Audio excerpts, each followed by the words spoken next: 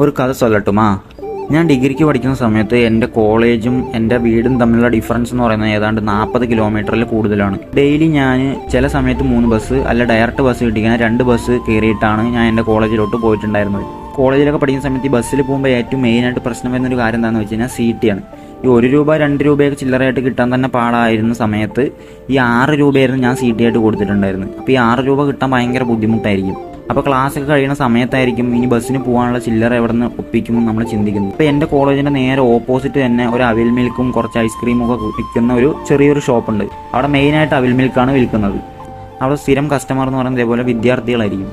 So അപ്പോൾ പുള്ളിയുടെ കയ്യിൽ ഇഷ്ടം പോലെ ചില്ലറയുണ്ട്. പുള്ളിയുടെ കയ്യിൽ ആവശ്യത്തിൽ കൂടുതലുള്ളതും ചില്ലറയാണ്, എനിക്ക് ആവശ്യത്തിന് വേണ്ടതും ചില്ലറയാണ്. അപ്പോൾ ഞാൻ എപ്പോൾ പോയി കഴിഞ്ഞാലും 10 രൂപയോ 20 രൂപയോ 50 രൂപയോ കൊടുത്തു കഴിഞ്ഞാൽ പുള്ളി അതിനനുസരിച്ച് ചില്ലറ തരും എനിക്ക്. അപ്പോൾ അവിടെ നിന്നാണ് ഞാൻ ആദ്യമായിട്ട് അവിൽ മിൽക്ക് കുടിക്കുന്നത്. ഇപ്പോൾ ഞാൻ എവിടെ അവിൽ മിൽക്ക് കുടിക്കാൻ പോയാലും എനിക്ക് ഈ ഒരു കഥയാണ് ഈ പറഞ്ഞു വരിക.